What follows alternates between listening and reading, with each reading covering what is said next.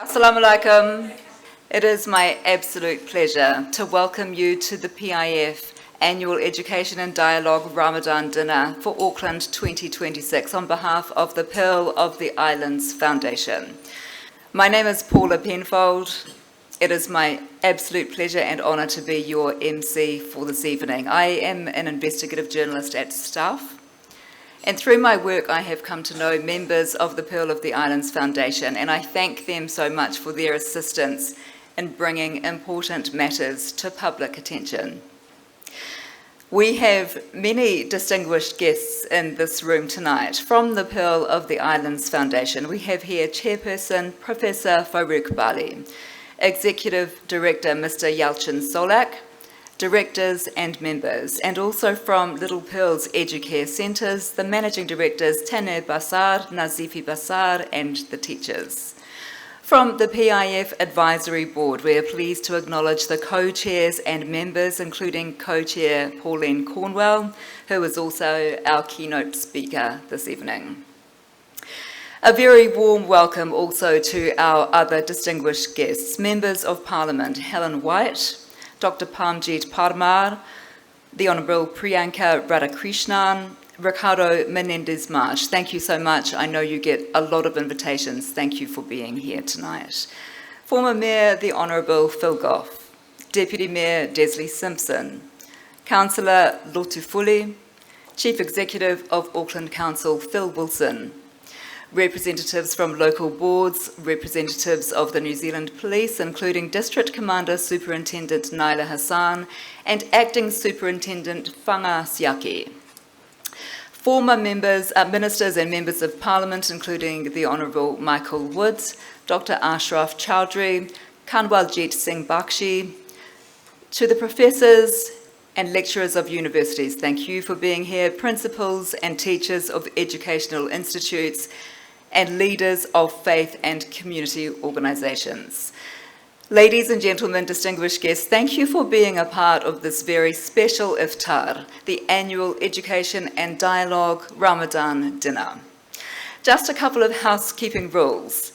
But first, do appreciate the view. Is this not spectacular? We are here this evening at the beautiful Akarana Event Centre on the stunning Auckland waterfront.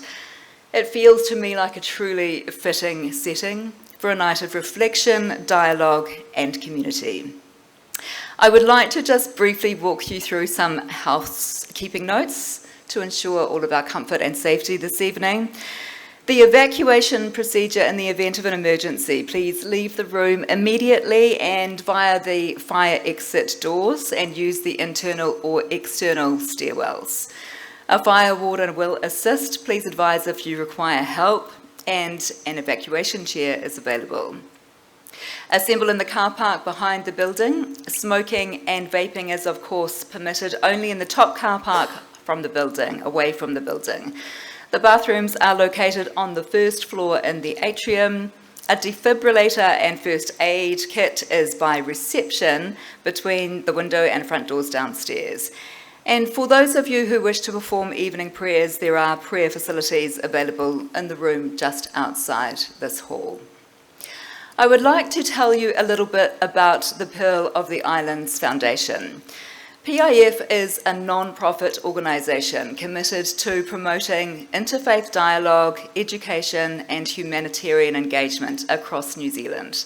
It was founded in 2006 by members of the Turkish Muslim community, and PIF has evolved into a dynamic platform that brings people together. It encourages mutual respect and celebrates the cultural diversity that enriches Aotearoa. So it is now nearly 2 decades that PIF has been working to build bridges between communities, foster understanding and social cohesion through meaningful dialogue and collaborative initiatives. Today, the Foundation continues to strive towards a more inclusive, peaceful and connected society, and that is a goal that I am very happy to lend my support to. The Little Pearl's Educare Centres and the recently established Elevate Youth and Community Centre also reflect PIF's strong focus on education, youth empowerment and holistic community development. Before we get underway this evening, would you please join me in welcoming Te Manawanui Tawhara Crown. He is a grandson of Helene Crown, who is a dear friend of the Little Pearls family. Te Manawanui is currently completing his Masters in Sports Science at the University of Waikato, specialising in Indigenous rehabilitation frameworks. Please join me in welcoming him for the opening karakia.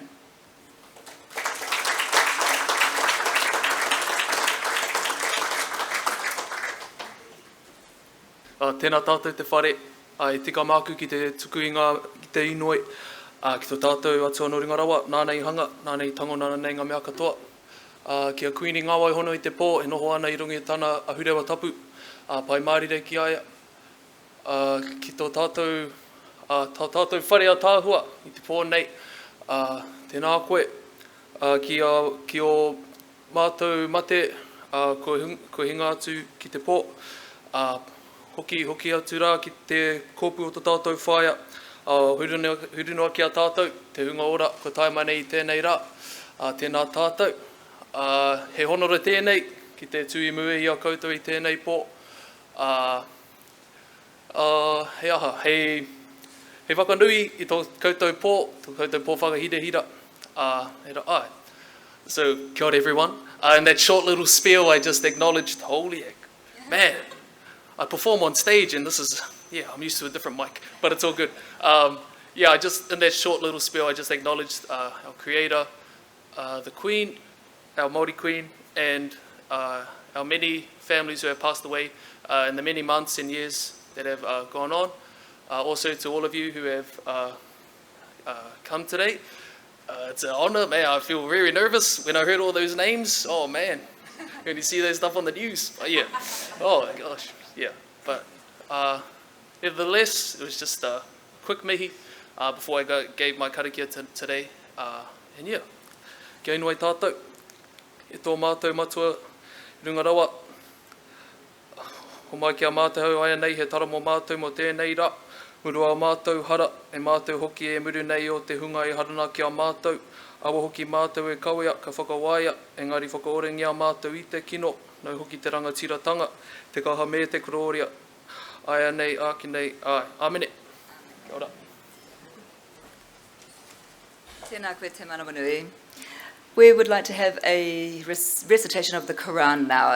According to Islamic tradition, the Quran was revealed over a 23-year period, starting during the month of Ramadan. Muslims regard the Quran as the culmination of a series of divine messages that started with those revealed to Adam, regarded in Islam as the first prophet, and continued with the scrolls of Abraham, the Torah to Prophet Moses, Psalms to Prophet David, and the Bible revealed to Prophet Jesus. Those are not explicitly included in the Quran, but they are acknowledged and recognized as the Word of God. The Quran also refers to many events from Jewish and Christian scriptures, some of which are retold in distinctive ways from the Bible and the Torah, while also referring to other events described explicitly in those texts. I invite Sheikh Mohammed Amir, the Grand Mufti of New Zealand, to recite the Quran.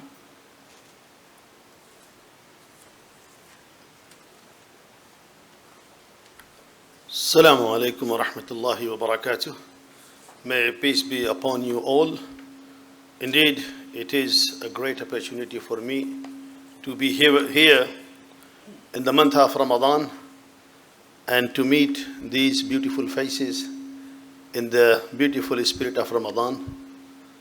And I'm going to recite some verses from Holy Quran which is relevant to our today's event.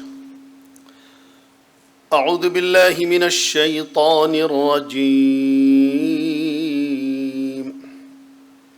بسم الله الرحمن الرحيم تبارك الذي جعل في السماء بروجا وزيناها تبارك الذي جعل في السماء بروجا وجعل فيها سراجا وقمرا منيرا وهو الذي جعل الليل والنهار خلفة لمن أراد أن يذكر أو أراد شكورا وعباد الرحمن الذين يمشون على الأرض هونا وإذا خاطمهم الجاهلون قالوا سلاما والذين يبيتون لربهم سجدا وقياما والذين يقولون ربنا اصرف عنا عذاب جهنم إن عذابها كان غراما إنها ساءت مستقرا ومقاما والذين إذا أنفقوا لم يسرفوا ولم يقتروا وكان بين ذلك قواما والذين لا يدعون مع الله إلها آخر ولا يقتلون النفس التي حرم الله إلا بالحق ولا يزنون ومن يفعل ذلك يلقى أثاما يضاعف له العذاب يوم القيامة ويخلد فيه مهانا إلا من تاب وآمن وعمل صالحا فأولئك يبدل الله سيئاتهم حسنات وكان الله غفورا رحيما ومن تاب وعمل صالحا فإنه يتوب إلى الله متابا والذين لا يشهدون الزور وإذا مروا باللغو مروا كراما والذين إذا ذكروا بآيات ربهم لم يخروا عليها صما وعميانا والذين يقولون ربنا هب لنا من أزواجنا وذرياتنا قرة أعين واجعلنا للمتقين إماما أولئك يجزون الغرفة بما صبروا ويلقون فيها تحية وسلاما خالدين فيها حسنت مستقرا ومقاما قل ما يعبأ بكم ربي لولا دعاؤكم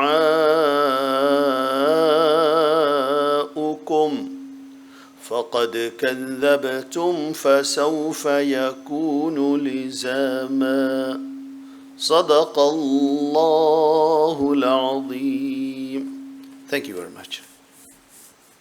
We will now move to the welcome address on behalf of the Pearl of the Islands Foundation, and it is my absolute pleasure to welcome Mehmet Sifsi, who is the Youth and Community Program Lead at PIF, to deliver the welcome speech. Mehmet plays a key role in leading youth and community initiatives, working closely with families and young people to strengthen engagement, leadership and social cohesion across our communities. Please put your hands together and welcome Mehmet Sifsi. Good evening, Assalamu alaikum, and peace be upon you all. Your presence with us this evening makes this gathering truly meaningful. We are honoured to welcome you all for this amazing night. On behalf of the Pearl of the Islands Foundation, we would like to welcome you. I would like to thank you for joining us for this year's annual Education and Dialogue Ramadan Dinner. This year's theme is Raising Generations of Peace, the Role of Education and Dialogue. It is a timely reminder that peace is not something we simply hope for, but it is something we actively build. It begins with how we educate, how we communicate, and how we guide our young people. As families, educators, faith leaders, community leaders, and community organisations, we all share a responsibility to nurture future generations who are compassionate, respectful, and open-minded. At PIF, this commitment is reflected in our youth work and our new youth centre. Through mentoring, pastoral care, education support and programs, we work to support young people from an early age and help them grow with confidence, strong values and a sense of belonging. And this evening is more than just sharing a meal. It is a reflection of our shared commitment to learning from one another, strengthening relationships and creating spaces where young people feel supported, heard and valued. Through education and meaningful dialogue, we help young people develop the confidence and understanding needed to contribute positively to our commitments and communities. Culture plays an important role in shaping how we think, communicate and connect. By sharing our stories and experiences, we build respect and strengthen social cohesion. Ramadan in particular offers a powerful reminder and an opportunity for reflection, gratitude and renewal. It reminds us of the importance of patience, empathy and service to others. Ramadan is also a very busy and meaningful time for the PIF. This year we will be hosting approximately 20 iftar dinners across Auckland, Wellington, Christchurch and Dunedin, bringing people together to share a meal and strengthen community connections and creating a welcoming space for families, young people and the wider community to come together. Through kindness, understanding and genuine dialogue, we build stronger connections and a more inclusive society. An inclusive society where differences are respected and where voices matter. By investing in our young people today, we are helping to shape a more peaceful and hopeful future for all. Once again, on behalf of the PIF, thank you for joining us this evening and for your commitment and for your continued support in our community and our events. We wish you a very wonderful evening. Thank you.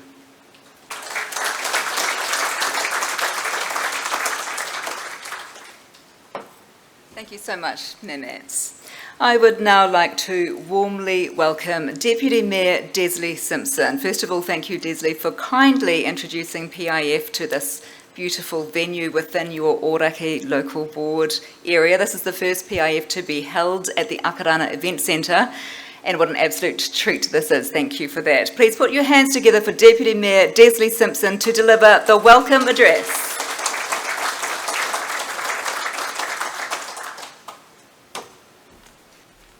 Assalamu alaikum, Ramadan Mubarak to you all. And look, it is a wonderful evening in what I think is the most wonderful part of Auckland to represent, the Ōrākei ward, and that is why that beautiful view. Paula has given a very long list of distinguished guests, so I will just say distinguished guests, ladies and gentlemen, but I do want to particularly acknowledge Auckland Council's Chief Executive Phil Wilson and former Mayor of Auckland, I can't see him but I did speak to him before, the Honourable Phil Goff, who I know are here, as well as other elected members. So it's a real privilege to join you here in Tamaki Makaurau as you welcome the holy month of Ramadan.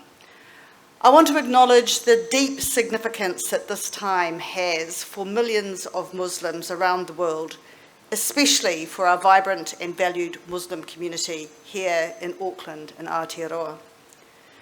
This year's theme, Raising Generations of Peace, the Role of Education and Dialogue, beautifully captures the spirit of what brings us together tonight. It reminds us of the importance of learning, understanding, and having a willingness to engage with one another with openness and respect. These values lie at the heart of Ramadan, and they lie at the heart of the work that so many of us do in communities every day. Here in Auckland, our Muslim community continues to grow and enrich the cultural fabric of our city. At the 2023 census, over 44,000 people in Tamaki Makaurau identified as Muslim, and that was up 8,000 from the census before that. Food has a way of bringing us all together, across cultures, across beliefs. And during Ramadan, that feeling is amplified. The first sip of water, the first bite of food, the laughter around the table, the sense of togetherness. Because Ramadan isn't just about going without, about fasting. It's about remembering what truly matters. It's about reflection, about generosity. It's about being more intentional of how we show up for our families, for our neighbours, and for our communities. And in a world that moves fast and rarely pauses, there's something deeply beautiful about an entire global community choosing to slow down together. I want to acknowledge the Pearl of Islands Foundation, with which I've had a long-standing relationship, and its commitment to hosting this flagship Ramadan event in Auckland since 2016. This year marks the first time, as we've heard, it is being held here at Akarana Event Centre, a venue I introduced at our last meeting last year. And so as we gather under this year's theme, we reaffirm our shared commitment to building a society where understanding triumphs over division, where every child grows up with the opportunity to learn, to connect, and to contribute for a more peaceful world. As we share this evening together, I want to express my admiration for the values that Ramadan highlights: compassion, generosity, reflection, and community. May this Ramadan be a source of mercy, unity, and spiritual growth for our families and for our community. May Allah accept your fasting, your worship, and good deeds. Ramadan Mubarak to you all. Thank you. I would like to reflect for a moment on the PIF iftar dinners. You've just heard a little bit about it, that PIF has been organising Ramadan dinners now for more than a decade. These iftar gatherings held during the holy month of Ramadan provide a meaningful opportunity for people to experience cultural exchange firsthand and to support that key goal of strengthening social cohesion across our communities. The aim is to nurture a harmonious and inclusive society that embraces the rich diversity of New Zealand. PIF is planning to host approximately 20 dialogue iftar gatherings across New Zealand with more than 3,000 participants. This year, 4 main events are planned, including tonight here in Auckland, the 17th Friendship and Dialogue Ramadan Dinner at Parliament, which I had the pleasure of emceeing last year, and 2 similar gatherings in Dunedin and Christchurch as well. In addition to these 4 main events, a series of community, interfaith, youth and women's iftars will also take place across New Zealand throughout the month of Ramadan. And so it is a tremendous honour and privilege to welcome you all to this evening for this breaking of the fast. We will now watch a video to beautifully explain the true meaning of Ramadan. The holy month of Ramadan offers us a priceless opportunity for this liberation. Fasting from sunrise to sundown, we say no to food and drink, building the willpower needed to conquer our souls. By submitting to the will of God, believers free themselves from all other submissions. Not driven by our physicality, our internal vision becomes clear as the veils of the material world are lifted one by one. Then we start to feel that there is an even bigger reality of ourselves hidden deep down under our skin. Those who observe Ramadan usually do so with the larger family and neighbors. The rather calm day away from food and vain talk is followed by a joyful dinner where believers break bread together in a collective spirit of gratitude. Each day becomes a Thanksgiving day in Ramadan, where each morsel of food, a sip of water, and everything we otherwise take for granted reveal their true, incredible taste. That's when our dark roasted coffee delivers its best flavor. Ramadan is not only about abstaining from food and getting thinner at the end of the month. through that abstinence, one is also expected to excel in character. When provoked, say, "I am fasting," urges the Holy Prophet. God does not need him to leave food and drink unless he also leaves bad words and behavior. True freedom is not when we respond to vileness in kind, but when we master our emotions not to. It is when we learn to tame our cravings and liberate ourselves from distractions, of which there are many more today than ever before. So come, join us at our table in this celebration of freedom. Ramadan Mubarak.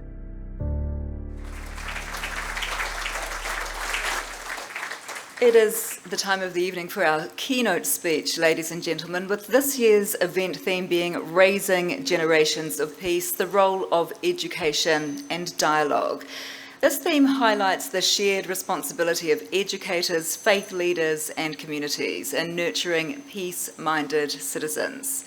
To delve deeper into this theme, it is my absolute pleasure to introduce our esteemed keynote speaker, Pauline Cornwell. This year marks 45 years of teaching for Pauline, with 18 of those, yes, that does warrant a round of applause, 45 years of teaching, with 18 of those working as a school principal. Pauline is currently the principal of Papatoetoe Intermediate School. Over those 45 years, Pauline has gained qualifications and taught in early childhood, primary and intermediate settings, and as well as undertaking adult education.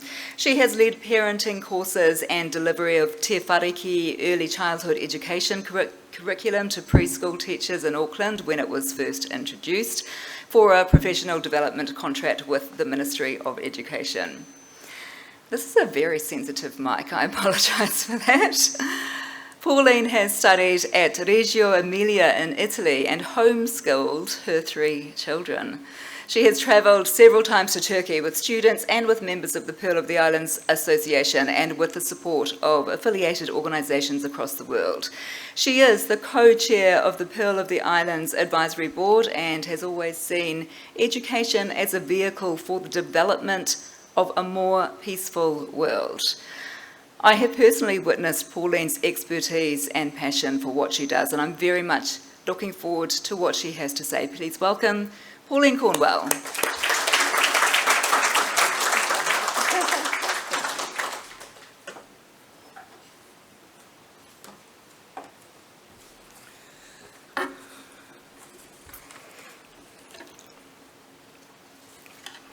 A prayer from St. Francis of Assisi, around 1180. Lord, make me an instrument of thy peace.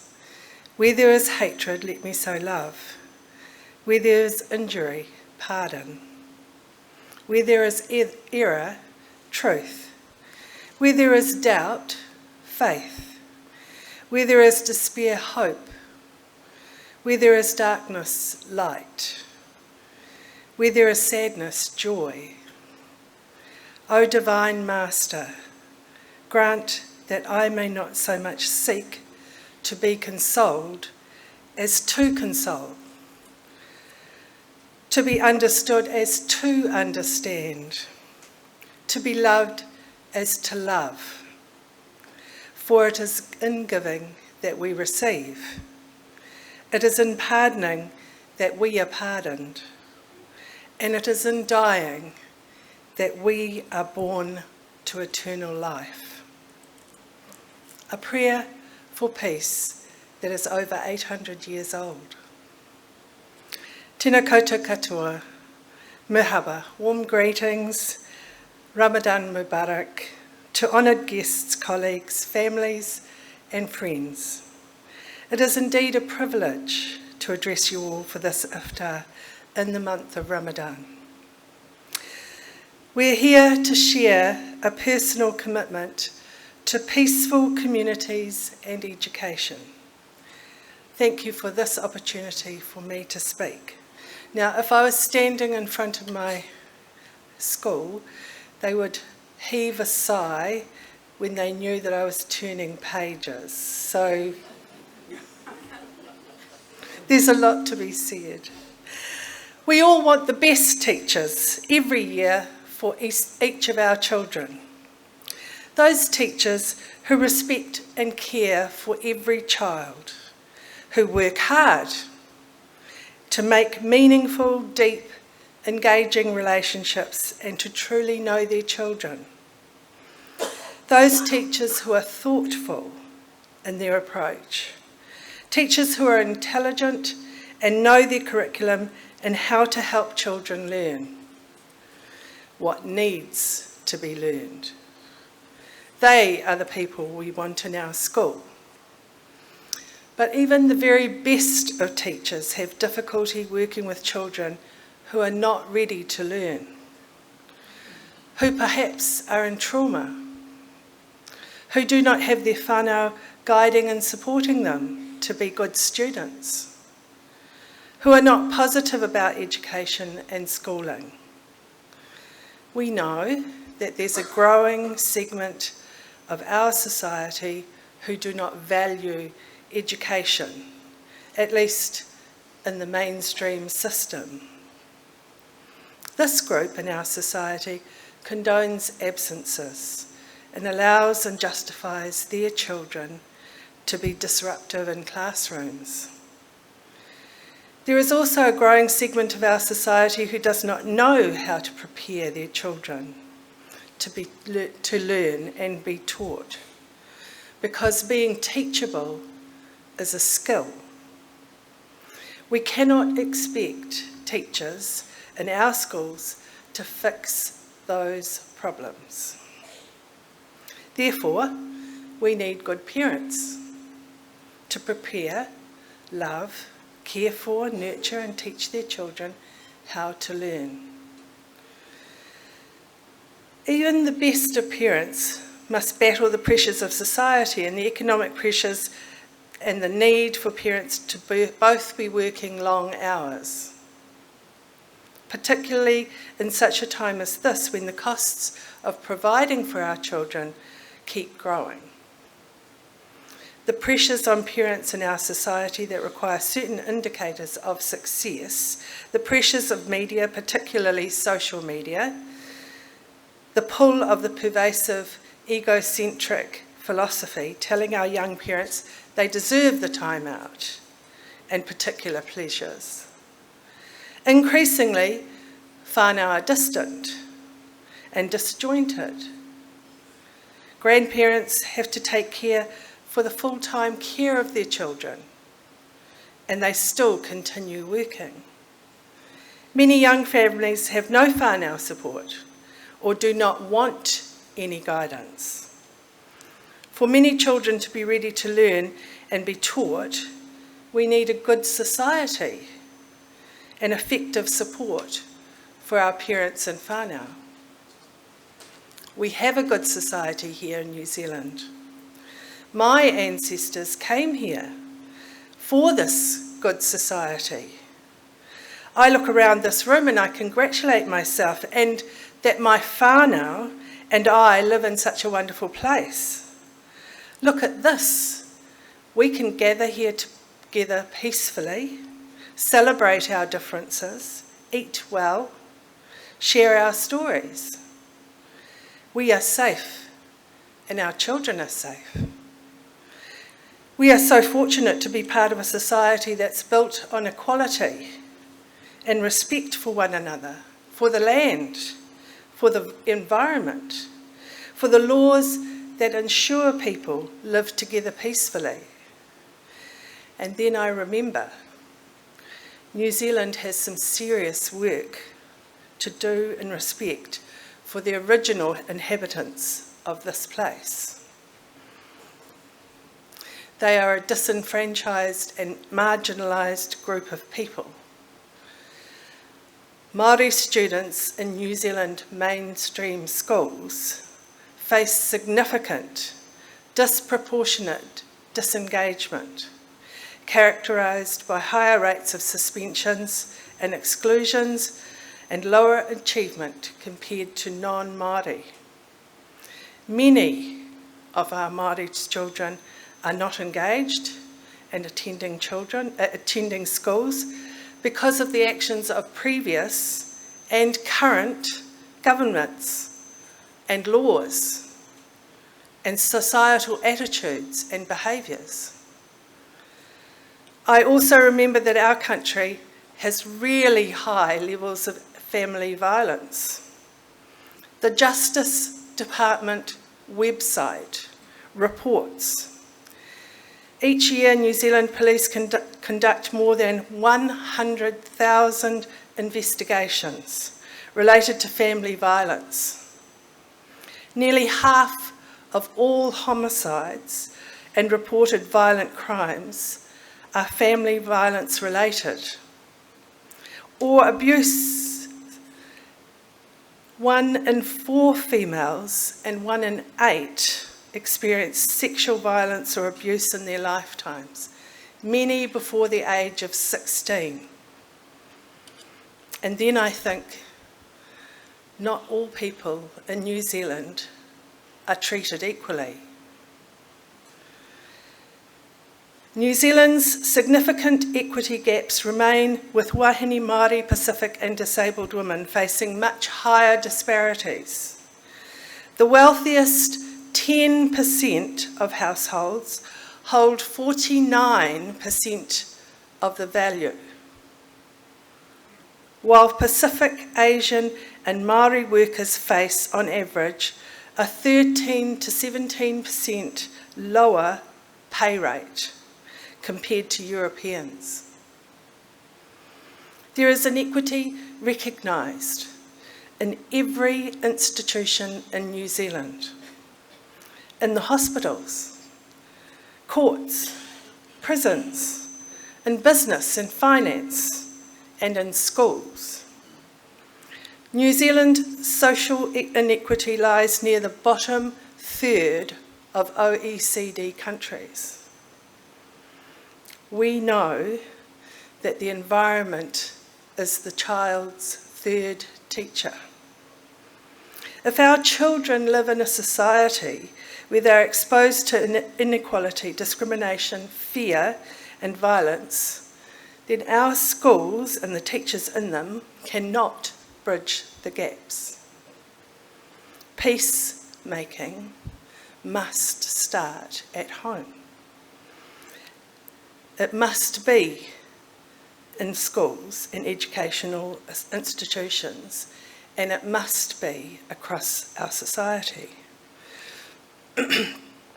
A definition from a quick Google search asking what is peace provides the following information.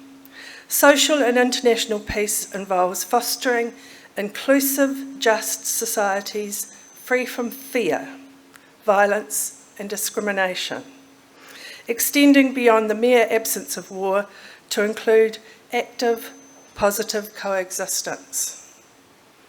Key efforts include enforcing human rights, promoting disarmament, mediating conflicts, and utilising education to encourage tolerance. It goes on to state that peace is a state of harmony, tranquility, and freedom from conflict, violence or disturbance, encompassing both the absence of war, which is negative peace, and the presence of justice, equity, and cooperation, positive peace. It is experienced personally as mental, emotional calmness, and collectively as social order and security. Inner peace is described as a personal sense of tranquility, emotional balance, and freedom from mental stress. It is no longer enough to strive for societal peace. We need also pursue inner peace. And these two things go hand in hand. What is the role of education in the development of peace and dialogue?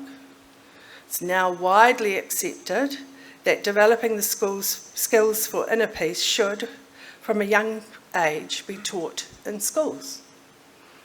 Programs about mindfulness, emotional regulation, conflict resolution, restorative justice are commonly found in all levels of the education system in New Zealand, with varying degrees of effectiveness. It is also generally accepted that learning to achieve inner peace is a lifelong pursuit. Inner peace helps us to accept and manage our own inner conflicts, to silence our preconceptions, prejudices, in order to engage with and understand another person. This is, of itself, an act of peace. This dialogue, both inner and interpersonal, is useless if all it does is tickle the ears and give us warm feelings of inclusion and purpose. If I speak in the tongues of men or of angels, but do not have love, I am only a resounding cymbal. Wrote an early follower of Jesus, Paul, to the people living in Corinth about 55 AD, giving advice to the people he was writing to about how they should act. Dialogue is reciprocal communication in order for both parties to better understand other people's perspectives and stories, so that we can better know ourselves and what and how we can act to make this place more peaceful, more inclusive, more equal, more respectful. Talking without listening, or the desire to understand, or without love and respect, is just an exercise of the voice box. Listening and understanding without action is like an empty drum. The developing understanding should stir compassion, which sparks a determination for action. The actions taken may be different. Some of us have been called to teach children, and that is the most wonderful profession. Some of us are called to lead, others to support and follow. Some are encouraged to be part of a decision-making. Others are called to draw people's attention to the inequities and to protest. Some people work directly with those who are disenfranchised. Others work in the systems and the organisations that address the problems. But just listening and talking is not enough. We must eventually translate our growing understanding into actions. Tonight, we come together as an act of peace. We are here to suspend our own assumptions, to form new relationships, to be curious and listen to others, to challenge our own thinking and behaviours. Tonight, we enter into an educational process of dialogue. We are here to learn and possibly to teach. When we leave tonight, we should have some ideas of the things we personally can do to make this a better, more peaceful place. In this, we will have all been educated. I leave you with a Bible reading that my father would often use. From the Old Testament, in a book called Numbers, chapter 6, verses 24 to 26. May the Lord bless and keep you. May the Lord make his face to shine upon you and be gracious to you. May the Lord lift up his countenance upon you and give you peace. Thank you.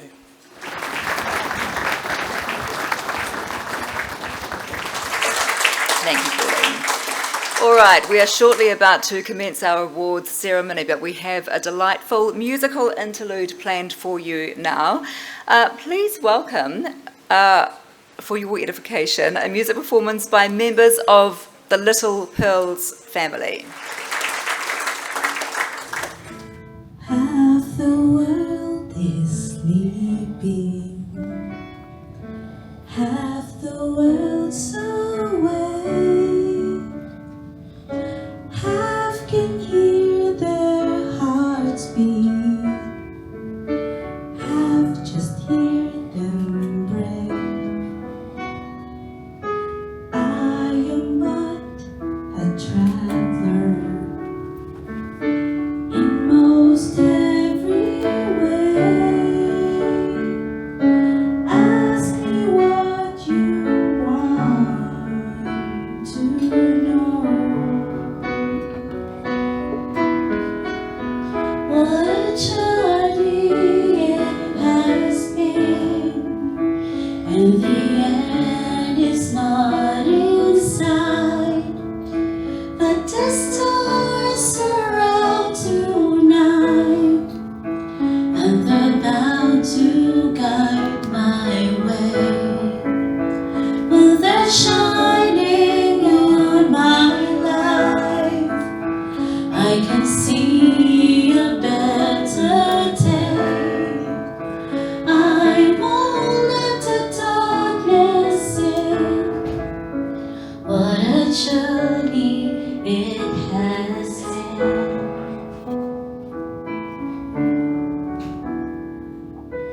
I have been to sorrow, I have been to bliss, where I'll be tomorrow I can only guess. Through the darkest desert, through the deepest snow, forward, always forward, I'll go. What a journey it has been, and the end is not in sight. But the stars are out tonight, and they're bound to guide my way. Well, they're shining on my life. I can see a better day. I won't let the darkness in. What a journey it has been. Forward, always forward, onward, always on. Pitching every drop of hope in my empty cup. What a journey it has been, and the end is not in sight. But the stars are out tonight, and they're bound to guide my way. It has been.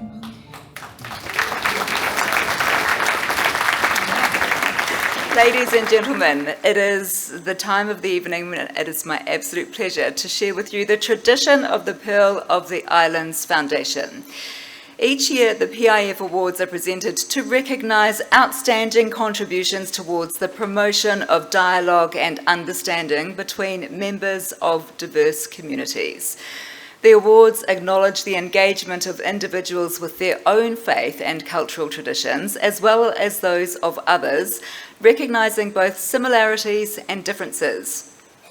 This engagement includes personal efforts and institutional involvement in community outreach and promoting dialogue in both public and private domains to foster a harmonious and cohesive society.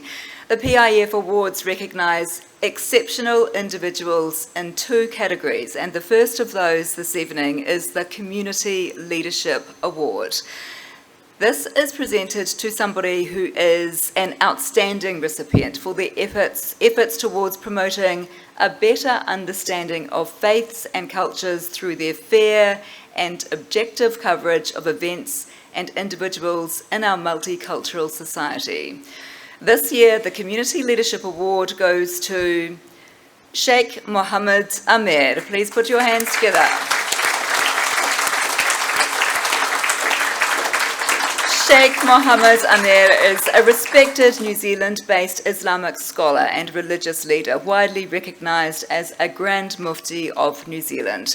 He currently serves as chairman of the Religious Advisory Board of the Federation of Islamic Associations of New Zealand, FIANZ, and is a member of the Amana Ethical Advisory Board.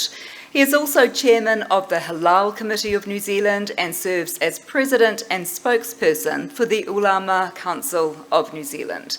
In addition to his scholarly and leadership roles, Sheikh Amer is a patron of several Islamic organisations and trusts across New Zealand. From 1998 to 2014, he served as Imam of the Wellington Islamic Centre under the International Muslim Association of New Zealand, where he played a significant role in religious guidance and community development. Beyond his religious leadership, Sheikh Amer provides advisory expertise on Sharia-compliant investments, including through Always Ethical KiwiSaver.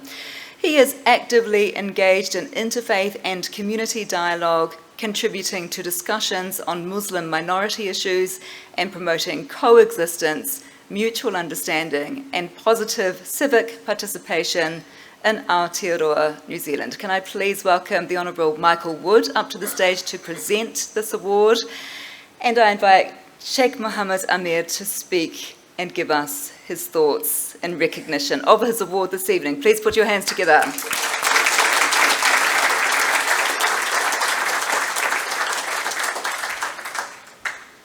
Assalamu alaikum wa rahmatullahi wa barakatuh. May peace be upon you all once again. Well, I did not know all this thing happening in such a way. I had a little bit of hint, but I would like to thank Pearl of Ireland for their wonderful work that they are doing in New Zealand. I have been involved and associated with them ever since they exist in New Zealand. I used to be in Wellington. I lived in Wellington for about good 24, 25 years. And before I moved to Auckland, altogether it's about 35 years in New Zealand that I've spent. So ever since Pearl of Ireland, they existed in New Zealand. I've been involved. The very first iftar, I still remember the very first iftar that they did in the parliament in Wellington. I was part of that, and ever since I've always involved with them. So I would really like to thank you for your contribution, for your leadership, and for all the good work that you're doing in order to promote harmony, peace, coexistence, and living in a cohesive society. I would like to pray for Pearl of Ireland and all those good people who are here, that who all stand for this harmonious relationship, for coexistence, and where we build the bridges and where we fill the gaps of ethnicity and a different culture and background.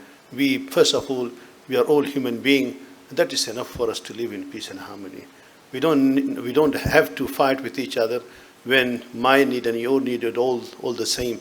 In the morning when we wake up, we all think about our children have to be dropped at school, and if something is not there at home and we need to buy from the supermarket, we have to pay the bill, and there are some missed calls that we have to respond. This is the concern that all New Zealanders have. So we don't have any different. So therefore, we need to understand our commonality, and we have to understand that everybody's situation is the same, need is the same, more or less. And I truly appreciate for this award. I'm not sure whether I deserve it or not, but thank you very much for this honor. Thank you. Jazakallah khair.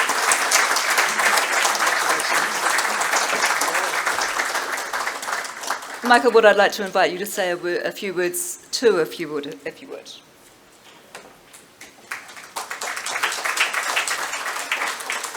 Assalamu alaikum, Ramadan Mubarak, kia ora koutou katoa.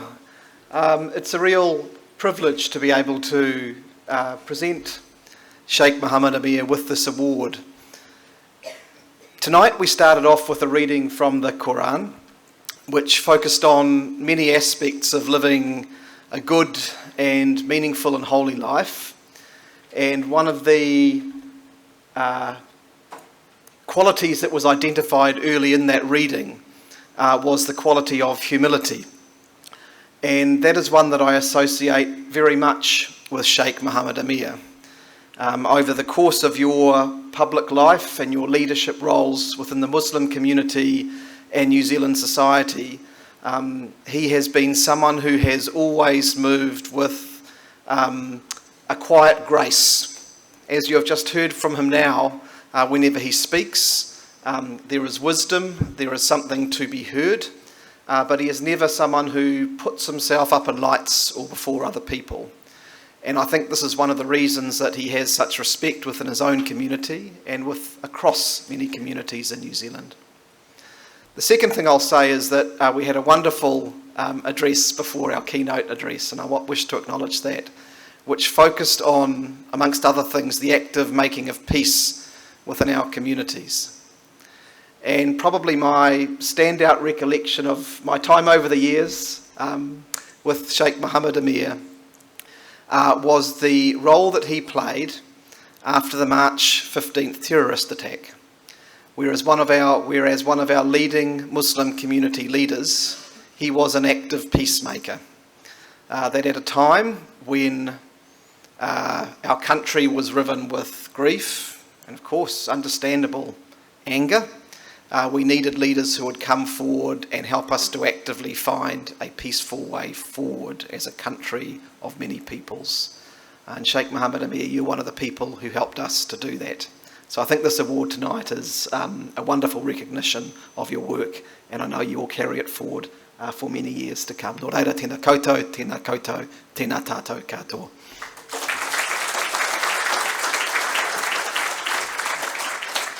Very well-deserved award. And our next award this evening is the Public Service Award.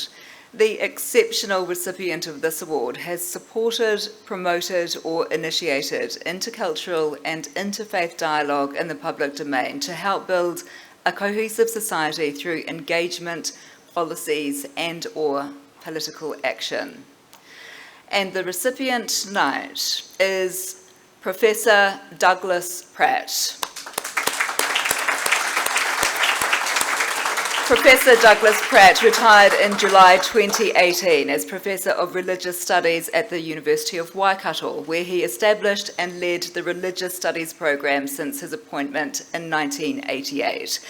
Despite his retirement, Professor Pratt remains highly active in academia, holding honorary and research associate positions at esteemed institutions such as the Universities of Auckland, Bern in Switzerland, Birmingham in England, and St Andrews in Scotland.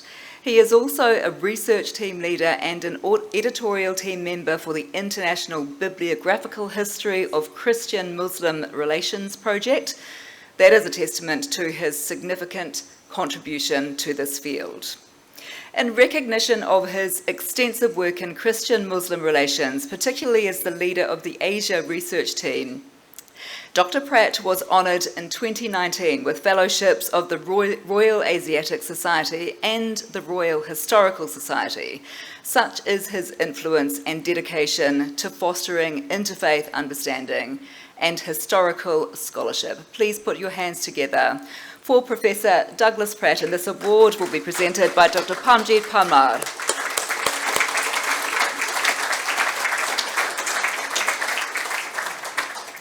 Tēnā koutou katoa. Greetings everyone. This is a complete surprise. The first word that comes to mind is crikey. Doesn't sound like me, but there we are. Here I am. Well, it certainly has been a great privilege and pleasure for me to be involved in the kind of work I've been doing internationally as well as nationally earlier on in my career. And There was reference made momentarily ago to the March 15 terrorist attack, and I remember that same night being contacted several times by media, both in New Zealand and from overseas, and realising then not many of us in New Zealand were engaged in the kind of level of research that I had been in, which is a bit of a pity. We need more people to become more aware of the diversity of Islam in the world, as well as other faiths and so on. So to be involved in a historical research project which has extended me quite considerably has been quite a pleasure, and I'm pleased to say we hope to have it finished this year. We started in 2007, so it's been going a long time. And the South Asia volume that I've been involved in is due to be published very shortly. 1,200 pages, about 4 or 5 kgs in weight, I believe. So I'm ensuring that it's being posted to me. I'm not going to pick it up when I'm over in the UK. But no, thank you very much for this award. It's a great pleasure to receive it, and yeah, it's more than I deserve.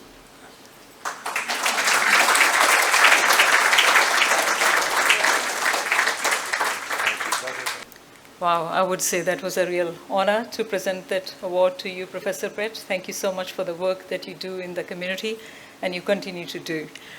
Greetings, everyone. Ramadan Mubarak. I would say it's a true blessing to be here today to enjoy Ramadan dinner with you all. And I want to acknowledge the Pearl of the Islands Foundation for their continued work in the community. Not just here in Auckland, they have been hosting this dinner here in Auckland, and also in Wellington in Parliament for a number of years. And I know it's not easy because, you know, there's a lot of work that happens behind the scenes to make sure that everything goes well as it is planned. So it's a real commitment, it's a real vision of bringing people together, connecting people with each other, and celebrating with each other. And it has been my privilege to host Pearl of the Islands Foundation's Ramadan dinner last year in Parliament. And again, there is going to be another dinner this year too. And again, it's going to be my privilege, which I'm really, really looking forward to. And I'm sure I'll see many of you there too.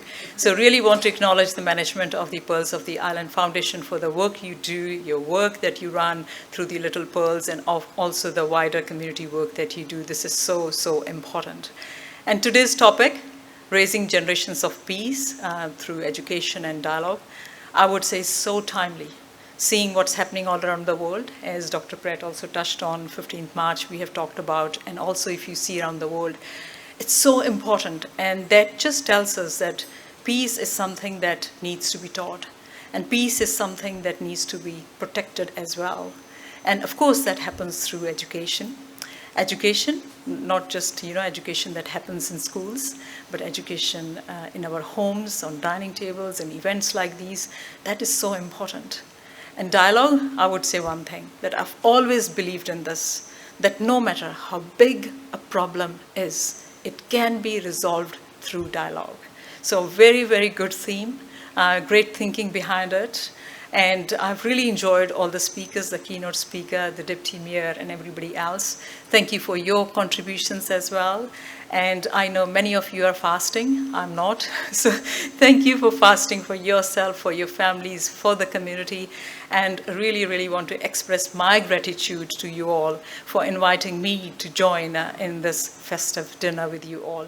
Ramadan Mubarak.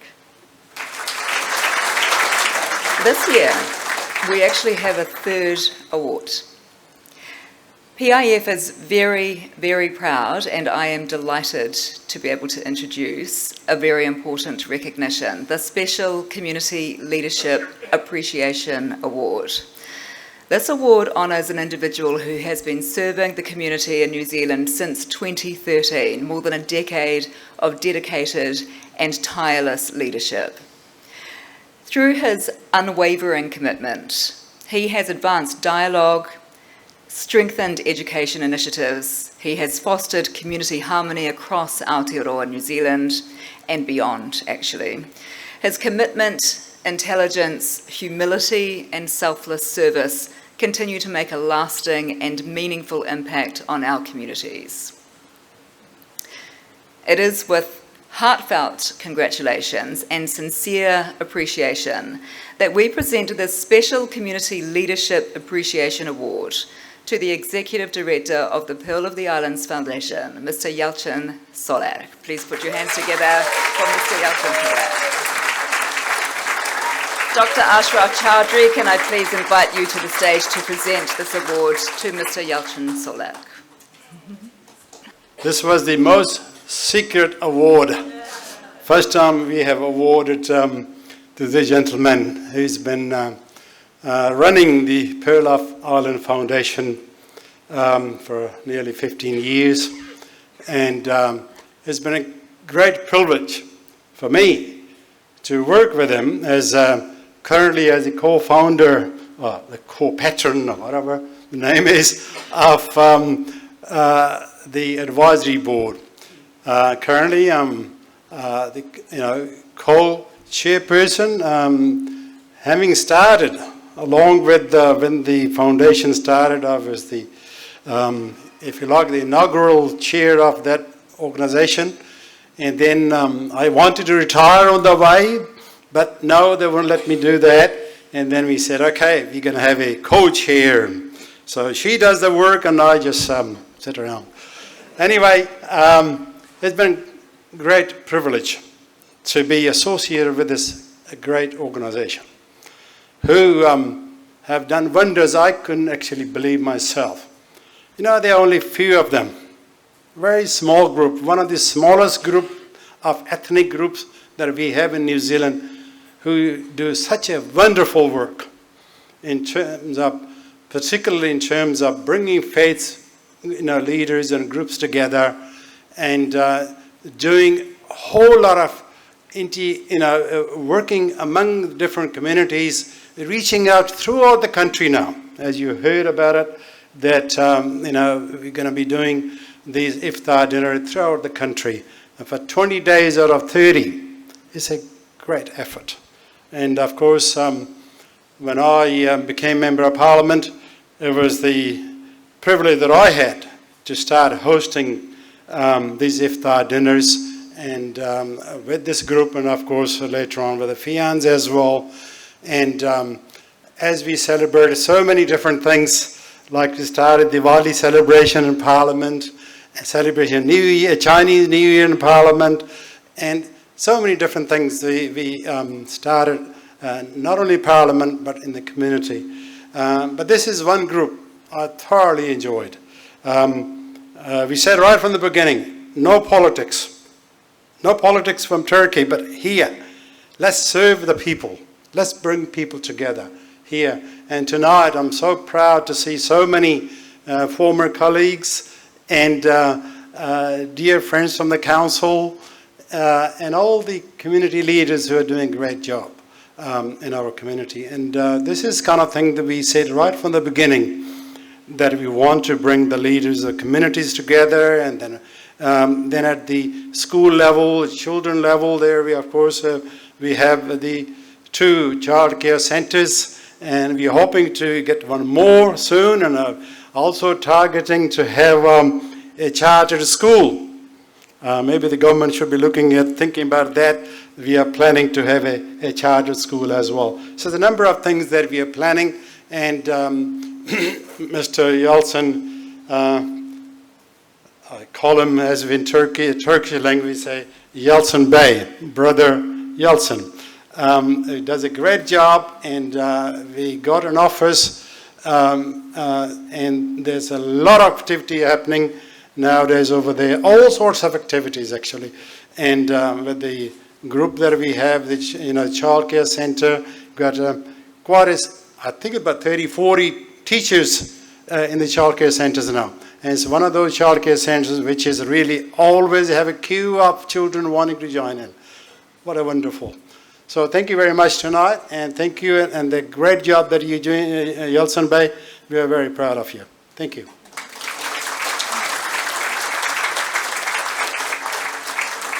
Could I please invite the members of the Little Pearls family to come and take their places for another short musical performance? I understand that's still on the agenda.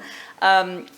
Yalcin Solak, very well-deserved award. My heartfelt congratulations to you. I have spent a fair bit of time with Yalchin over the past few years, including a wonderful trip to New York. May I observe that Mr. Solak is a wonderful human being, a very humble, warm, friendly, very modest human being. Terrifying driver. Terrifying driver.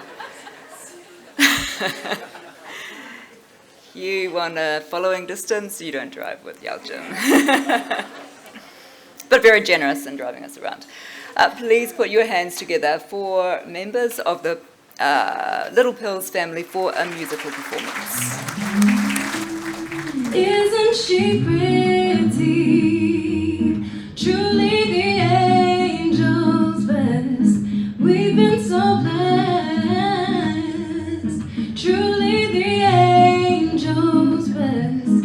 I can't believe what God has done. Through us He's given life to one. But isn't she lovely, made from love?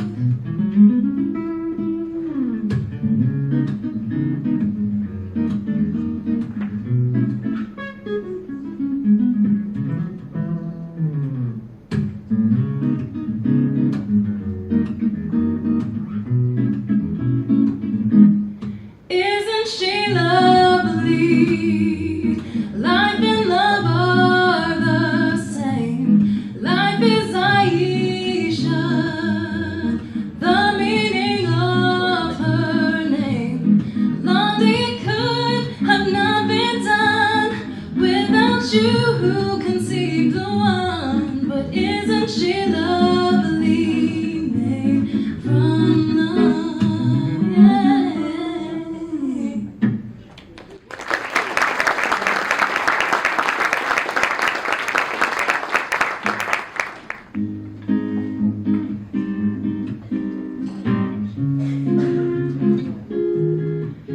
I know your eyes in the morning sun.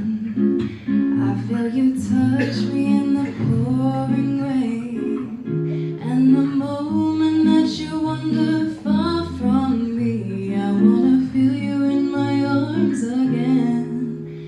And you come to me like a summer breeze. Keep me warm in your love when you softly leave. And it's me you need to show. How deep is your love? Is your love? How deep is your love? I really need to learn. 'Cause we're living in a world of fools, breaking us down when they all should let us be. We belong to you and me. I believe in you. You know the door to my very soul. You're the light in my deepest, darkest hour. You're the savior when I fall. And you may not think that I care for you when you know down inside that I really do. And it's me you need to show. How deep is your love? Is your love? How deep is your love? I really need to learn. 'Cause we're living in a world of fools, breaking us down when they all should let us be. We belong to you and me. Da-da-da-dum, da-da-dum-dum, da-da-da-na-na-na. Ba-da-dum, da-da-dum,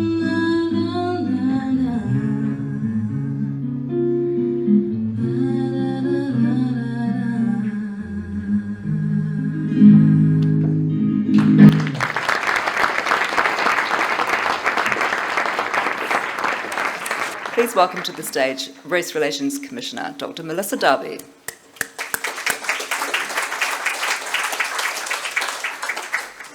Tēnā koutou, assalamu alaikum, and good evening, everyone. Ramadan Mubarak to everyone who observes this holy month. I'd like to acknowledge, as others have, the Pearl of the Islands Foundation and the incredible work you do, and thank you especially to those who have organised tonight's event. I feel extremely privileged to be included. I'd also like to acknowledge everybody else in the room. I think we've had a wonderful list from earlier in the evening, so it's great to be here with you all. And thank you, of course, for the opportunity to share a few words.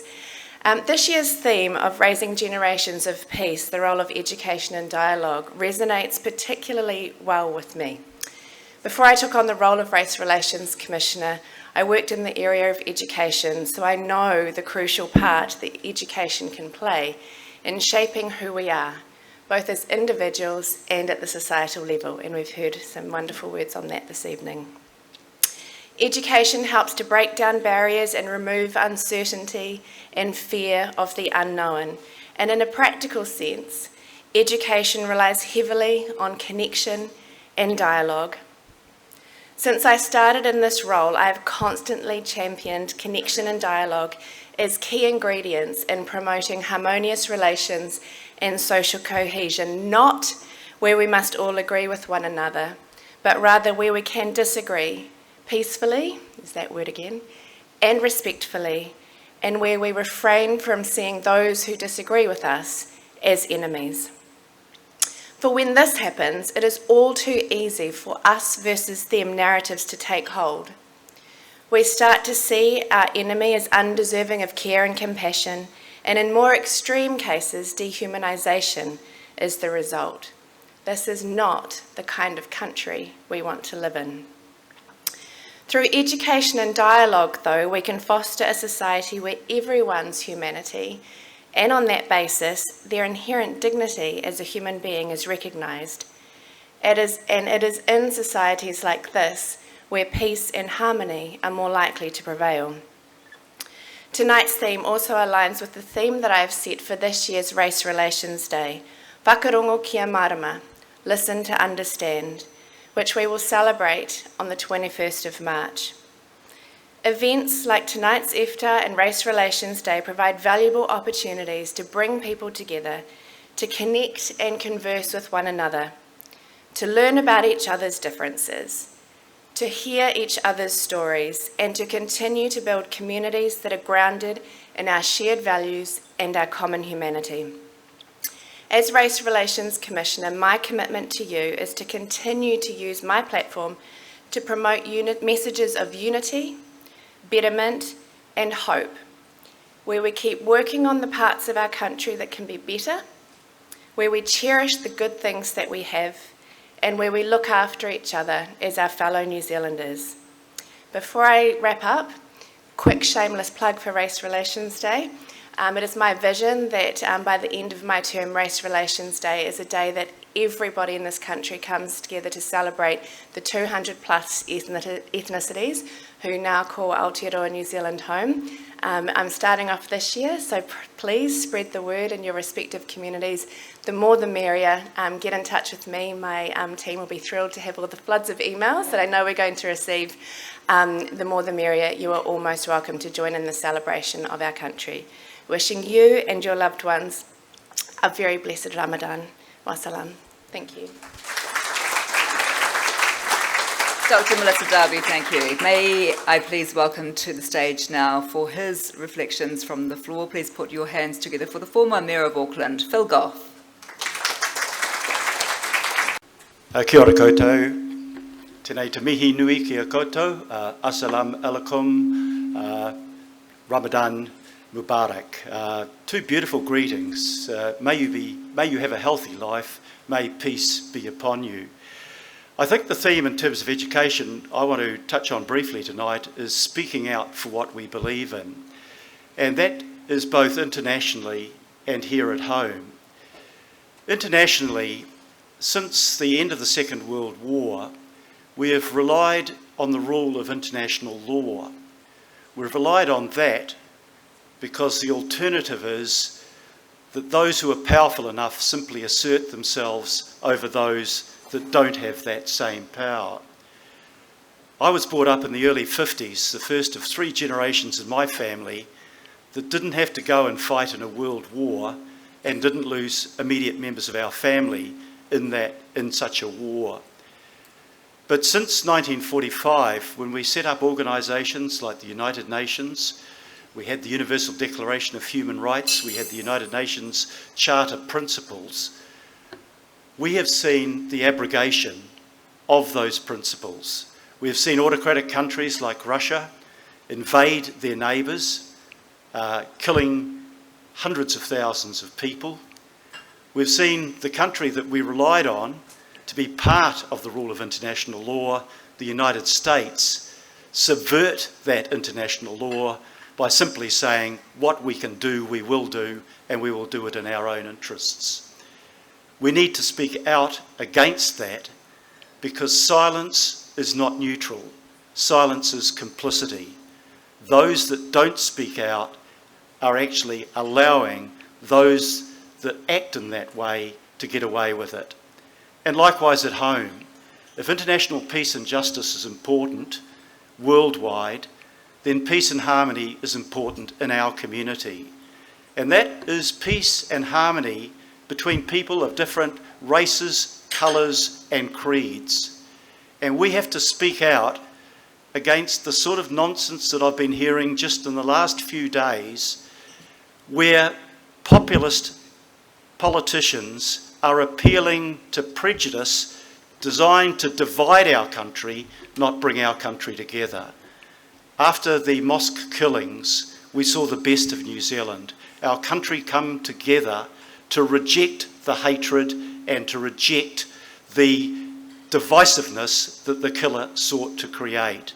Again, we need to speak up and say that every human being is part of our common humanity. Every human being deserves to have their humanity and their rights respected.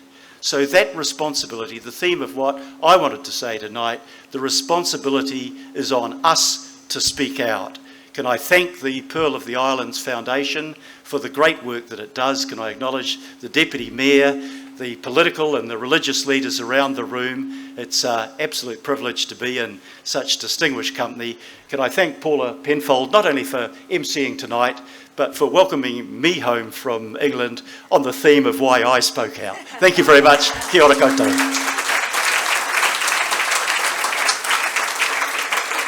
I was just going to say, you do get the sense, don't you, that Phil Goff feels quite liberated to be able to say what he wants to say again. Could I please then invite to the stage for her reflections, Police District Commander Superintendent Naila Hassan. My name is Naila Hassan. I am the District Commander of Waitemata Police, and I am an incredibly proud Muslim. It is an honour to be here again this evening during this blessed month, surrounded by friends, whānau and community. My heartfelt thanks to the Pearls of Ireland Foundation for creating these spaces that bring us together in unity, understanding and compassion. Your work in fostering social cohesion touches every part of our shared aspiration for a safer, kinder, more harmonious Aotearoa. For me personally, Ramadan is always a time of grounding, a time to reconnect with my purpose, my faith and the values that guide me both as a leader and as a very proud Muslim. It is a month that strengthens my spirit, sharpens my gratitude, and reminds me of the importance of humility, empathy, and service. As I reflected on this year's theme, I concluded that it couldn't be more relevant. Peace does not happen by accident. It is taught, modelled, and nurtured. And education and dialogue are two of the most powerful tools that we have. Growing up as an immigrant, as a Kiwi Muslim, I often felt different. When I joined the police at 20 years of age, I worked hard not to stand out. But as my leadership has grown, I realised I had a responsibility and an opportunity to be visible, to bring my whole self to work, to show our younger generations that identity is not something to hide, it is something to be proud of. In New Zealand Police, we encourage people to do the same. because when our communities see themselves reflected in us, trust grows. And when trust grows, safety grows. Education and dialogue are centred to that trust. We learn from each other, we listen to each other, and we grow together. Tonight's gathering is a powerful reminder of what happens when communities connect with openness and respect.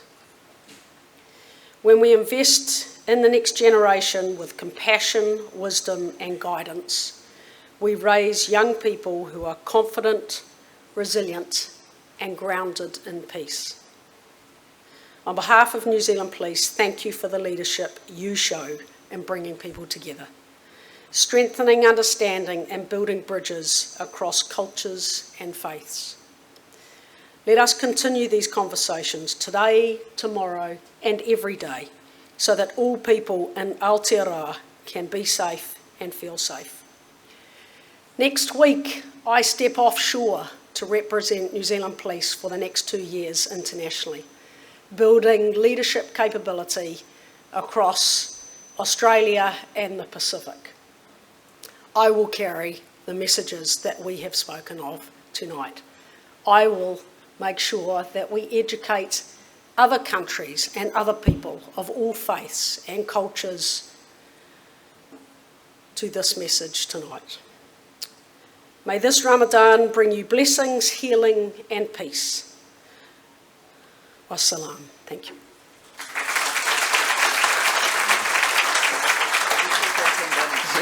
I would like to welcome to the stage PIF Community Program Lead, Mr. Adem Solimes, for the Karakia Motukai, blessing of food, and the call to prayer, Adang.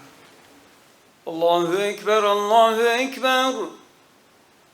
Allahu Akbar, Allahu Akbar. أشهد أن لا إله إلا الله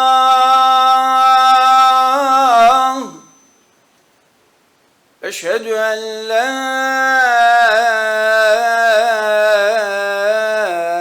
إله إلا الله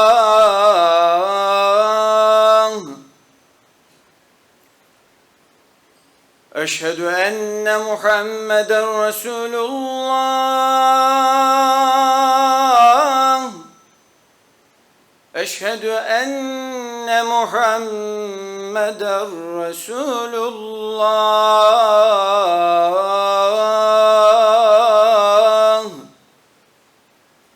حي على الصلاة حي على الصلاة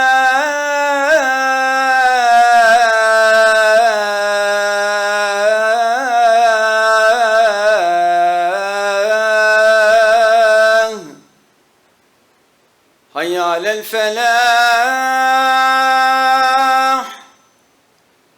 حي على الفلاح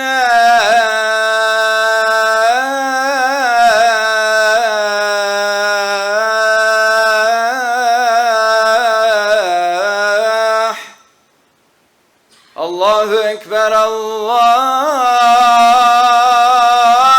أكبر لا إله إلا الله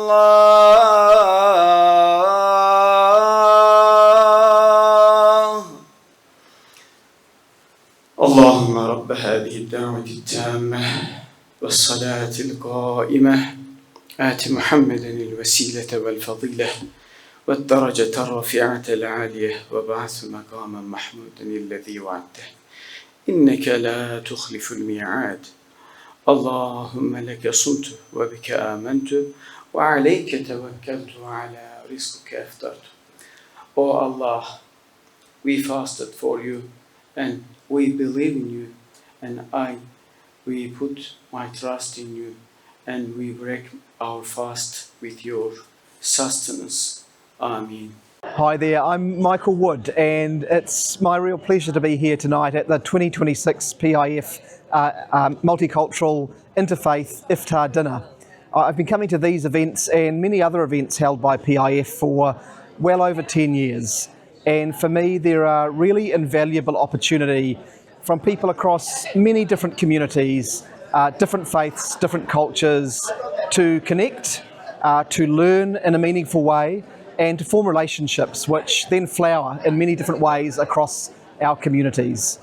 It's something that the PIF community has brought to Auckland and New Zealand that I think is enormously valuable, and I certainly have formed many relationships out of these events over the years. So to everyone at PIF who organises these events, thank you very much for that. You do our community a great service, and this is important work in building an inclusive, multicultural community in which we get to know each other, work with each other, and build off the strengths that we all bring to the table. Kia ora. Ramadan Mubarak to everybody who observes this holy month. My name is Melissa Darby and I'm the Race Relations Commissioner at New Zealand's Human Rights Commission. It is such a privilege to be here at yet another wonderful Pearl of the Islands Foundation event. I absolutely love your goals of bringing people together through education, through dialogue, and through creating common connections based on our shared humanity. It's through actions like this where our faith in one another is strengthened and where our shared values and shared humanity ensure that we can all live in free and peaceful societies. I wish you all a blessed Ramadan. It's a great honour for me to receive this award tonight from PIF. I've enjoyed a long association over many years, both in New Zealand and internationally, speaking at a major conference some years ago in London. I've learned to appreciate very much what the Pearl of the Islands Foundation is about and the wider Fettlin Gulen movement that it is associated with.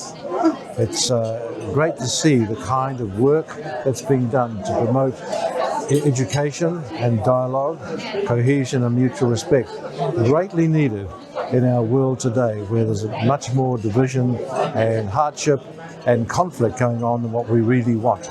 So to work both across in countries and across cultures and religions to achieve these aims is highly important, and I commend PIF for the work they are doing. Thank you. Kia ora. I just wanted to say thank you to the Pearl of the Islands because I think you're doing a wonderful job out there, like really focusing on our children and the message that they need to hear and the way they need to talk to each other so that we don't have the division that is being sown all around the world at the moment. It's so important and it's so valued in New Zealand, and thank you very much. Assalamu alaikum and greetings everyone. My name is Andrew Louis and I'm the Ethnic Responsiveness Manager for Tamaki Makaurau, New Zealand Police. Firstly, well done to the Pearl of Islands Foundation, Yelson, Adim, Malik and the team for hosting such a brilliant event. Bringing people together, sharing cultures is what we're all about in New Zealand. So well done to you all and Ramadan Mubarak. The Pearl of the Islands Foundation does incredibly important work in enhancing our multicultural and multi-faith community. What it does is teach us to respect each other for our differences, but to celebrate our common humanity.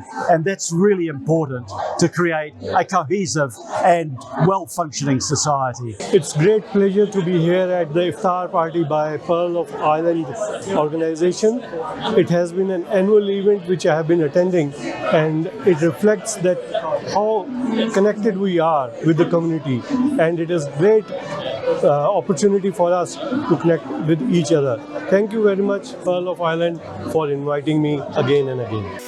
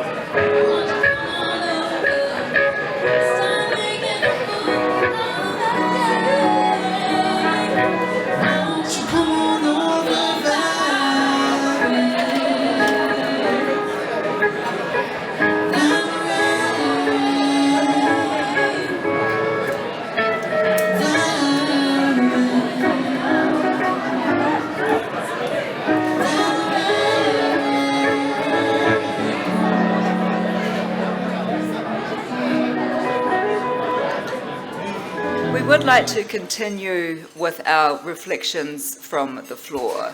And the first one this evening, for the remainder of this session, please welcome Member of Parliament, the Honourable Priyanka Radhakrishnan.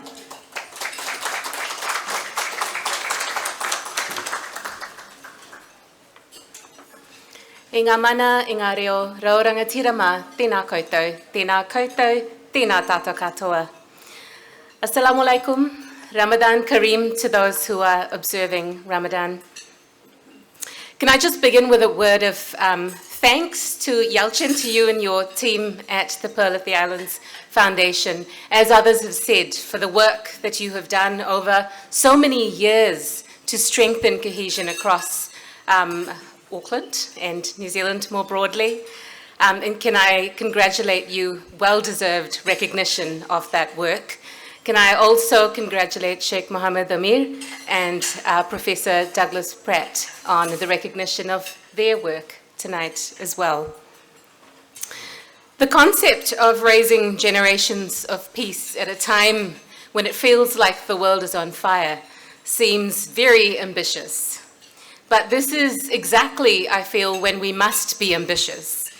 Around the world, we're seeing, as Phil alluded to as well, international institutions being challenged, conflicts escalating, disinformation being weaponized. Communities everywhere are feeling acutely the pressure of polarization. And it's at times like these that democracies either pull apart or pull together. And we've seen that here in New Zealand before. We've seen both of those through the peak years of COVID, and we've seen the extraordinary ability that New Zealanders have to pull together. Again, as others have mentioned, for example, in the immediate aftermath of the March 15th mosque attacks. I won't go into the huge amount of work that resulted at that period in time, both to strengthen national security institutions, but also to build social cohesion.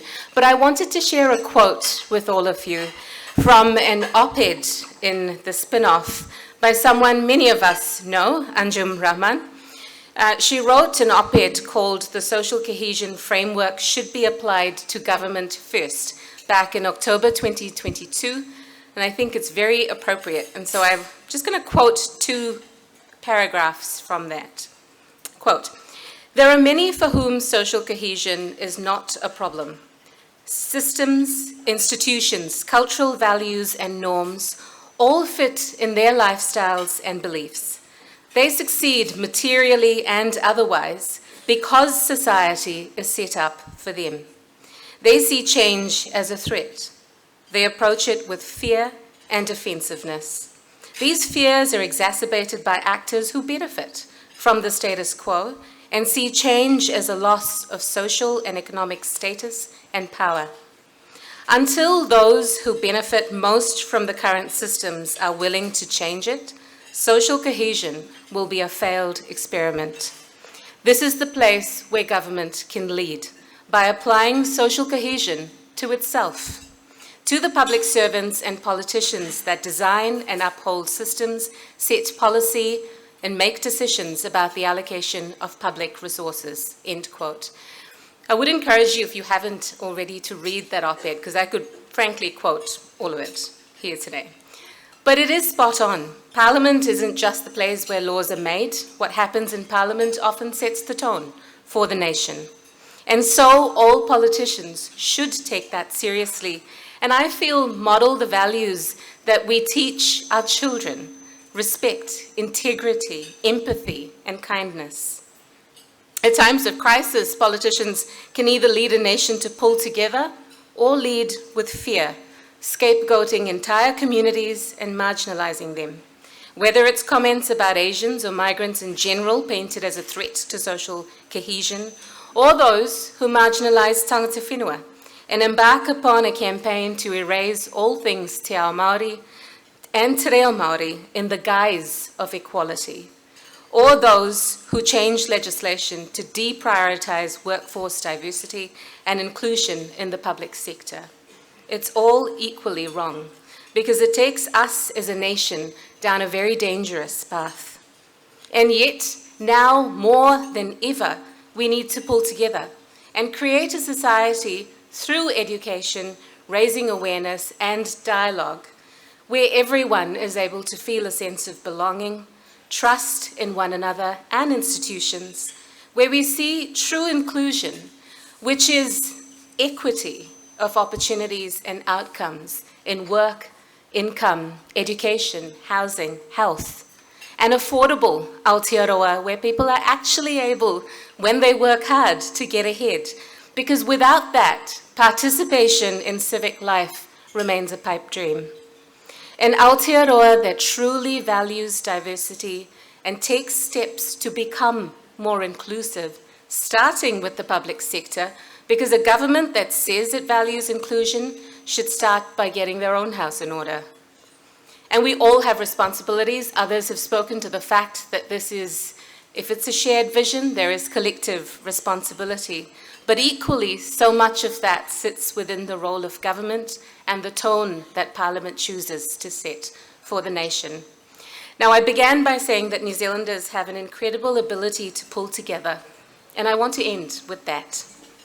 Think of the hundreds of people who went to their local mosque, some for the first time ever, linked arms and kept vigil to protect the worshippers inside after March 15. Think of the Sikh taxi drivers who were amongst the first people to the scene after the shooting, offering free transport for those who wanted to get away. Think of Iwi and Hapu, who offered karakia outside each mosque after the attacks. Think of the leadership within our Muslim communities who pulled people together and encouraged all of us to reject hatred. That is the Aotearoa we can be, guided by the values of Te Tiritio Waitangi and leaders who actually walk the talk. And that's how I believe we will raise generations of peace. Thank you.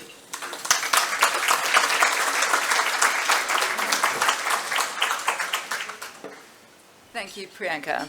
For our next offering of reflections from the floor, please put your hands together for the Honourable Ricardo Menendez-March.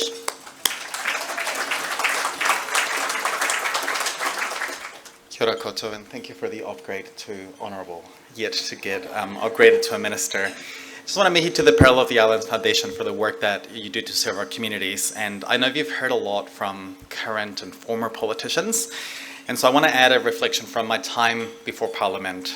A few years ago, I worked at the front lines in an organization called Auckland Action Against Poverty, where we supported people to access their benefit entitlements and people who were homeless to just simply be well. And in there we had a bit of a principle that if we wanted to create a system that upheld everyone's dignity, we actually had to believe in every family that walked through our doors. And in that time, what I learned from the people that I served and organized with is that we actually have more in common with our neighbors, with gang-affiliated families, with people who may even have loved ones in Destiny Church, than we actually do with the likes of Elon Musk and the billionaires who actually twist the social media algorithm to divide us. And we have more in common with political leaders who wish to target Muslim and migrant communities to blame for other ills facing our society. And it was actually only through dialogue in those spaces, sometimes in the quiet moments where we were just having a cup of tea, that we were able to understand and actually educate each other about what we actually had in common, to learn from people who had connections to gangs or through Destiny Church about the failures of our state care system that led them to that pathway and seeking a sense of belonging. And it is that dialogue that I think can be really powerful and life-changing. It definitely changed my life when I was working at the front lines. And I think the space that educators fill help facilitate that. And so I really appreciate the previous remarks that emphasize the importance of educators that can sometimes be in schools, but actually educators can also be the homeless person on the street who can teach us so much about government systems. We so often talk about it in the abstract. So thank you for creating a space where we can build peace with each other as opposed to division, and I look forward to connecting with many of you throughout the rest of the night and throughout the many years to come. Thank you.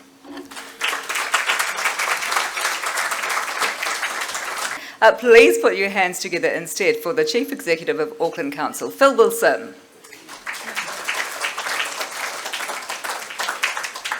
Asalamu alaikum. It's kia ora koutou. It's really nice to be with you. Up until 4 minutes ago, I wasn't speaking, so here we go. 3 reflections. First, the food was beautiful. Thank you to the chefs and for the hospitality.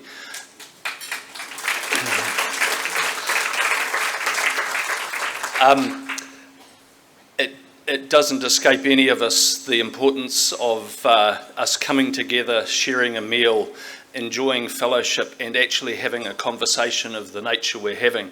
So, again, thanks for the food, but thanks for the company and the discussion that we've built around this, because it kind of really resonates with me, and I'm sure to yourselves as well. Look, the second reflection is, and others have talked about the rhetoric of politicians and those in our community who would take a negative view of the differences between us and use that to some advantage. I won't go on about that. What I will say is that I think it's beholden on all of us to sort of commit ourselves to point things in the other direction, to talk incessantly, if you like, about the importance of diversity and inclusion and tolerance and so on. And, the leaders I admire in our community do that. And hopefully I commit myself to that as well, standing a bit close to that microphone. We often, in talking about difference, forget as well this point that there is huge commonality between us that's important to celebrate as well. And those things that are common to us, our love, our belief in family, our appreciation of what it takes to sort of build strong communities and so on, that is the bedrock, the foundation, if you like, of civil society, to use an old term, but also just plain old healthy communities where people can prosper. Again, failing to recognise that will hit us in a different and worrying trajectory in terms of the dynamic within our community, and what will happen in the long term if people are left in an environment where they can't flourish and prosper. So again, we've got to kind of commit ourselves, all of us in the room and beyond, to pointing things in the other direction. The third reflection is, and I speak to you as a kind of leader in a large organisation. We've got nearly, this will horrify ratepayers perhaps, but we've got about 10,000 people if we include all of the companies that council's associated with. It's important that our organisations, our institutions, our employers actually pick up the mantle of what the experience of people in our workplaces are. And I hope to be kind of heading things in the direction internally within the council organisation, because if we're nothing else, we are, if you like, sort of the people and for the people, and therefore need to kind of be very reflective of our community, both in terms of who's working there, but also in terms of how we interact with the community and what we're striving for in terms of building community. So, that's important to me and important to us at the council. And I should acknowledge my friends and colleagues in the political ranks. Desley, nice to see you, and my old boss sitting over there, Phil Goff.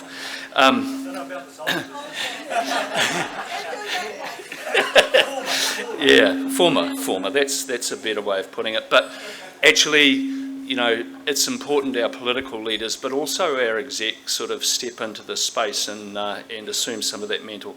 Look, the final thing, and I'm going to borrow this directly off you, Phil, is that it's important as leaders that that we speak up, that we act up, It's the point you made that silence is complicity. So it's easy to not make waves. It's easy not to call out behaviours even at a low level in our community. But every time we do that, we send a message that the wrong thing is tolerated, and risk the possibility that it's one step further worse again in the future. So, I commit myself to that, and I again thank everyone for your hospitality, your manaakitanga, and go well, everyone. Tēnā koe, Phil Wilson, and we have found her. Please welcome to the stage the very Reverend Anne Mills. My apologies, I've just had a family bereavement. I was on a call, taking a call from my father to just say that I have an aunt who's just died, his sister in Australia, so my apologies. I didn't know I had to speak, so thank you to all you eloquent speakers who have prepared. Pearl of the Islands, I want to say thank you to you for enriching my life. I have been Dean at Holy Trinity Cathedral, the Anglican Cathedral in Parnell, for 8.5 years, and for nearly all of that time I have had you as my friends. The opportunity to call you friends and to get to know you has been one of the steps for me in a journey of commitment to being engaged with those who might be different to me, but we are the same. I was a school teacher in my other life before I became a priest, and I taught in a school close to Waikato University where there were 37 languages represented in the school, not dialects but languages. I chose to send my children We chose to send our children to that school because I wanted them to learn how to be with people from all walks of life and from all ethnic groups because I felt that was really important. I grew up in Papua New Guinea till I was 12 and had such a rich childhood with such a variety of people. It's not always easy when we put barriers up and we are fearful of one another because we don't understand each other. Pearl of the Islands, thank you for understanding me and thank you for helping me to understand you, for your commitment to our children, to education, which is very close to my heart. And Pauline, thank you for your words. Education, not just for our children, but for all of us, is such an important key to a cohesive society. And with our social cohesion under such threat, and social media being so destructive in the midst of all of that, not only with our children, but I think you'll agree with me when you're out having a cup of coffee or out for dinner and 2 people are sitting, or 3 people or 4 people are sitting around you all on this, when babies are being pushed in a pram and the mother's got earpods in and holding her phone. Where do we learn those simple basic things about eye contact, body language, joy and laughter and fun when children and adults are constantly disengaged, not only with those around them but with themselves actually, because all they do is listen to podcasts and scroll the social media, which then of course just makes you very myopic in your understanding of the world, because all of the algorithms just take you to the things that you keep looking at. This is a really good example of all of us in this room, from so many walks of life, from so many cultures, traditions, and religious faiths to come together. I often reflect, I wonder how many other places in the world we could all sit together and call one another friends and to learn from each other. And what we learn as we gather, we can take out into our communities and our networks and support one another and talk kindly of one another in the places we go. All of us here would have a number of networks that we connect with. And if we can take some of the story of what this Ramadan dinner tonight does for us into the spaces we inhabit, look at the incredible change that we can be in this city and in this world. If each of us took one thing from tonight about something we have heard and shared that in the days to come, we can make this world a better place. Thank you, Pauline and the other speakers, for the aspirational messages that you have shared, for the hope you offer. And I think it's our responsibility to now go and be the hope, be the aspiration, and be the change, even in little tiny ways. Our kindness, our care, the words we speak, the way we speak those words, the way we treat others, is modelling for other people what is the way forward for social cohesion. So don't take your influence lightly. Don't think this is too hard. Little acts of kindness, words of gratitude, the way you interact with others really makes a difference, and you can model the world we want to be in. What do they say? One small step at a time, one small action at a time. Pearl of the Islands, thank you for being my friend, for allowing me to walk with you and to learn from you, and for sharing the amazing work that you do with all of us and with so many. Nō reira, tēnā koutou, tēnā koutou, tēnā koutou katoa.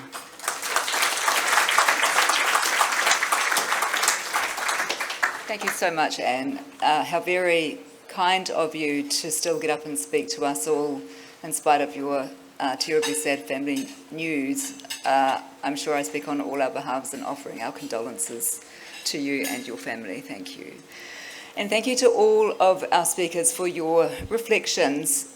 This evening, we do have one final speaker as dessert is about to be served.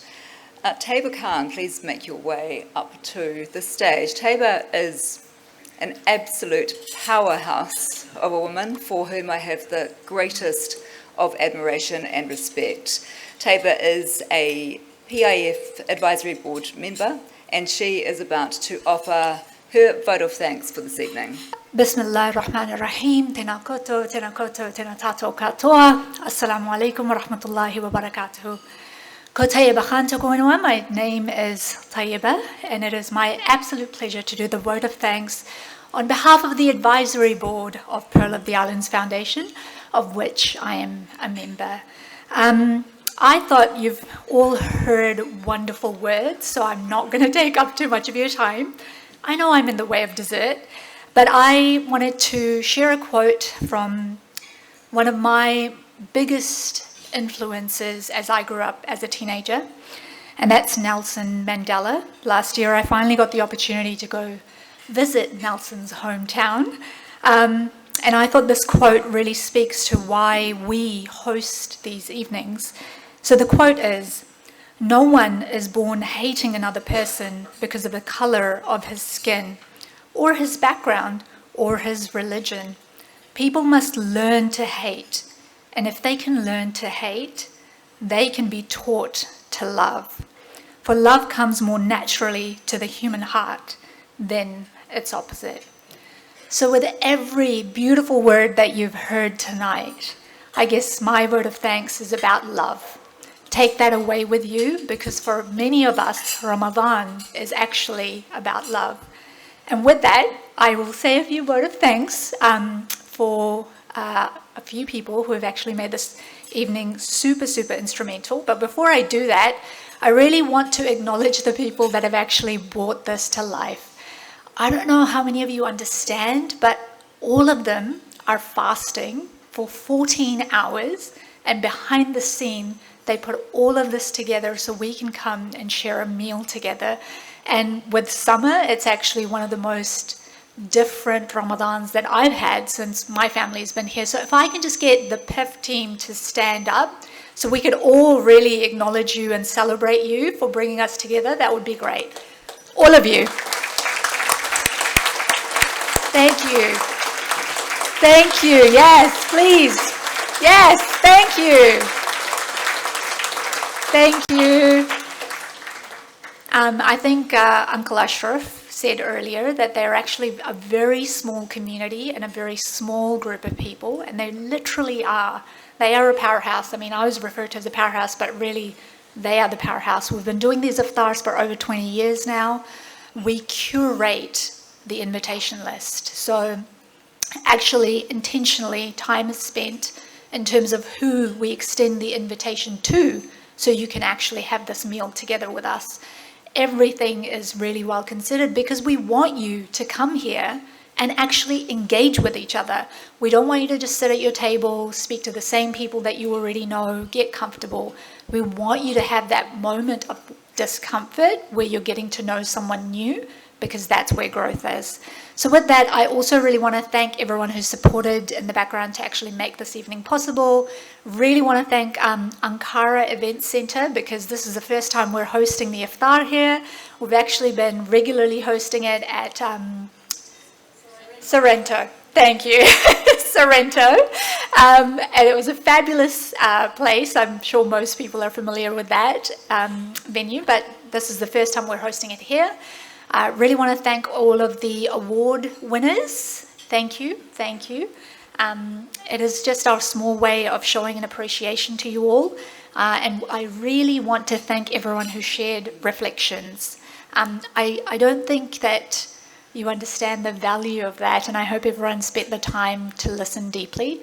Reflections that we teach in leadership programs, actually, to leaders so that they can be amazing leaders, is a practice of many of the faiths of this world.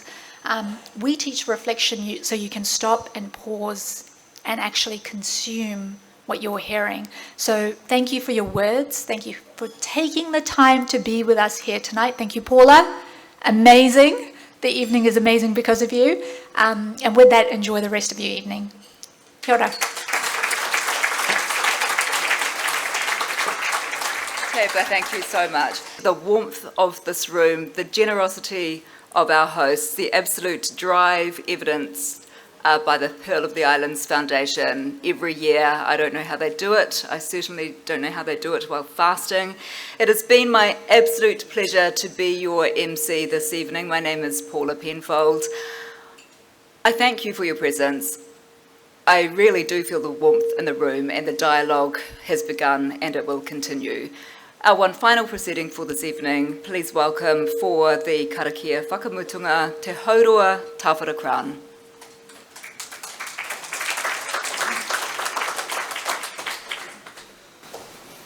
Tēnā tātou, kia inoi, kia tau, kia tātou katoa, te ata whai o tō tātou ariki ai hukaraiti, me te aroha o te atua, me te whiwhinga tahitanga, ki te wairua tapu, āke, āke, āke, āmene. Kia ora tātou.